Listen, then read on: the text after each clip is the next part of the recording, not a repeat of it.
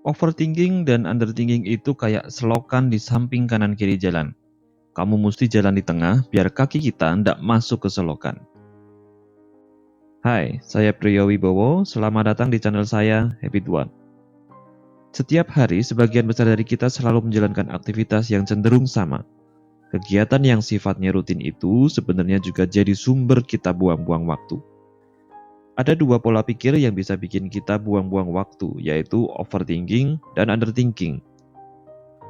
Banyak orang sudah sering dengar istilah overthinking, tapi masih jarang kan yang dengar istilah underthinking.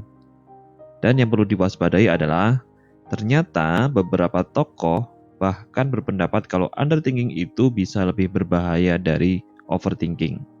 Simak terus biar kita paham kalau underthinking yang kelihatannya nggak bahaya itu justru kadang bisa lebih berbahaya.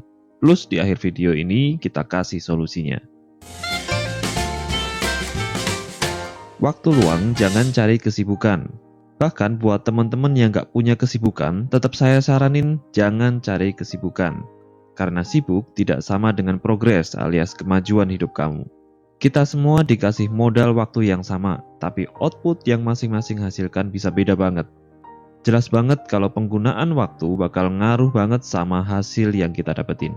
Yuk kita cari kenapa overthinking sama underthinking bisa bikin kalian menunda banyak hal. Dan terlebih lagi menunda proses kemajuan hidup kamu ke kehidupan yang benar-benar kamu inginkan. Yang pertama, overthinking. Overthinking biasanya juga punya kubu masing-masing. Yang satu overthinking mikirin masa lalu secara berlebihan, yang satunya lagi mikirin masa depan secara berlebihan. Kebanyakan orang zaman sekarang kalau pas lagi overthinking, kerjaannya itu cuma main HP, ngobrol, terus taruh HP, nggak sadar main HP lagi, capek taruh HP, selang beberapa menit main HP lagi. Dan faktanya lagi, kalau saya ingat-ingat pas lagi overthinking, saya juga gitu. Makanya saya juga cari tahu tentang hal ini biar saya bisa hindari kondisi overthinking. Kalau suatu saat kamu mikirin sesuatu terus-menerus, seolah nggak ada ujungnya, itu waktunya kamu waspada. Kemudian muncul kecemasan berlebihan, seolah masalah kamu itu sesuatu yang nggak terpecahkan. Di situ kamu mesti lebih waspada lagi. John Maxwell dalam bukunya Today Matters menyebutkan bahwa seringkali kita terlalu membesar-besarkan masa lalu. Ada yang selalu mengenang masa kejayaannya, dan ada yang selalu dihantui pengalaman buruk. Dalam buku tersebut, bahkan Maxwell menyebutkan seorang wanita berusia 83 tahun yang masih terganggu dengan kejadian di ulang tahunnya yang kelima, di mana ayahnya memberikan permen terenak justru kepada adiknya. Sungguh suatu kondisi overthinking yang melintasi perjalanan waktu sampai 73 tahun. Dan di sisi yang lain, kita terlalu tinggi menilai hari esok. Apakah semuanya bakal membaik atau memburuk? Orang pasti mikirnya hari esok pasti lebih baik. Tapi kebanyakan dari kita hanya memikirkannya saja, tanpa strategi, tanpa langkah awal, dan sikap yang baru untuk membuat masa depan jadi lebih baik. Intinya, mimpi yang indah-indah tapi lupa bergerak. Kita seringkali meremehkan hari ini. Kita seringkali tidak menyadari potensi dari nilai hari ini. Kalau kita mampu fokus membuat hari ini menjadi mahakarya, maka disitulah proses kemajuan kita untuk hari esok. Maxwell bahkan menyebutkan bahwa rahasia kesuksesan Anda ditentukan oleh agenda harian Anda. Fokuslah pada pertanyaan, apakah yang bisa saya lakukan hari ini untuk bisa menikmati masa depan yang lebih baik? Buatlah keputusan yang tepat buat hidup kamu, lalu menerapkannya setiap hari. Lakukan hal-hal kecil saja, nggak usah yang muluk-muluk. Sesuai keputusan yang tepat yang sudah kamu buat masa depan kamu. Itu akan membuat kamu bisa lebih menikmati hari ini dan mempersiapkan masa depan yang lebih baik. Jangan cari kesibukan, karena sibuk tidak sama dengan produktif. Tapi lakukan kegiatan yang bisa meningkatkan kehidupan kamu sedikit demi sedikit untuk mencapai masa depan yang kamu harapkan. Semoga tips ini bisa membantu teman-teman buat atasi overthinking. Yang kedua adalah underthinking.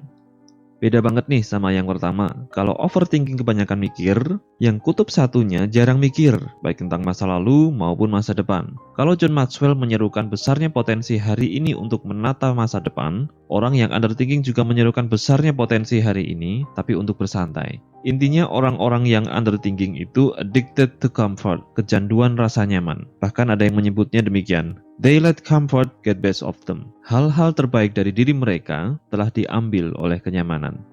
Orang yang underthinking bukan berarti tidak menginginkan masa depan yang lebih baik. Mereka pingin dong masa depan yang lebih baik. Mereka pingin kesuksesan, mereka pingin hal-hal yang belum pernah mereka capai di luar versi kenyamanan mereka saat ini.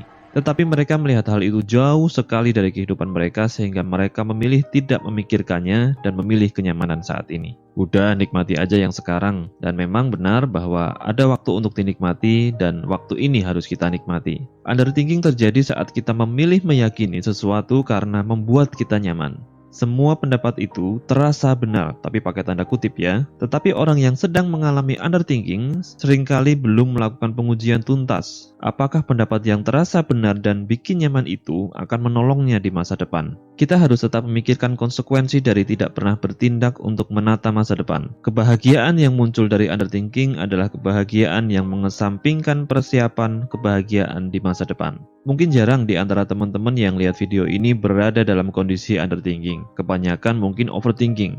Karena mungkin, dan hanya mungkin sih, teman-teman yang underthinking menganggap bahwa video semacam ini hanya mengusik kenyamanan mereka dan bahkan mungkin dianggap tidak ada gunanya. Kondisi underthinking perlu kita ketahui agar kita dapat bertindak dengan lebih bijaksana. Atau bahkan bisa membantu teman yang sedang underthinking untuk segera keluar dari kondisi tersebut. Solusi berikut adalah jalan tengah antara overthinking dan underthinking. Pada dasarnya, mencapai keseimbangan antara overthinking dan underthinking itu tidak mudah dicapai. Dan ketika bisa dilakukan pun tidak mudah untuk terus dijaga. Tetapi sekali lagi, jalan tengah ini adalah solusi yang bijaksana untuk diri kita sendiri. Solusinya sebagai berikut. Yang pertama, sadari ada dua kubu, yaitu overthinking dan underthinking. Menyadari untuk tidak jatuh di salah satu kutub akan menolong kita untuk tetap berada di jalur tengah. Yang kedua, buat keputusan tepat untuk masa depan. Lalu take small action immediately.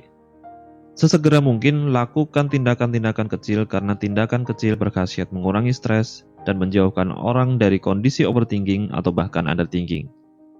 Yang ketiga, seimbangkan waktu 24 jam kamu. Sadari bahwa ada waktu untuk merencanakan, ada waktu untuk melakukan tindakan kecil demi masa depan yang lebih baik, ada waktu untuk tidur dan beristirahat, ada waktu untuk refreshing, ada waktu untuk bercanda dengan keluarga, dan berbagai macam waktu untuk menyeimbangkan hidup kita. Jadi, kalau kalian punya waktu luang, jangan sekedar cari kesibukan ya. Jangan sampai terjebak di kondisi overthinking atau underthinking karena keduanya membuat kita does nothing, alias tidak bertindak apa-apa untuk masa depan kita. Orang yang overthinking akan sangat sibuk, tapi hanya di pikirannya. Melakukan tindakan kecil yang bertujuan meringankan masa depan akan jadi solusi dan meredakan stres saya dan Anda. Orang yang underthinking, pikirannya tidak akan sibuk, tapi kesibukan fisiknya tidak bertujuan untuk meringankan masa depannya. Mark Sharborn, seorang penulis buku bestseller menyatakan, tetapi berpikir di antara overthinking dan underthinking adalah seperti dua got, alias selokan di samping kanan dan kiri jalan untuk menuju kebijaksanaan.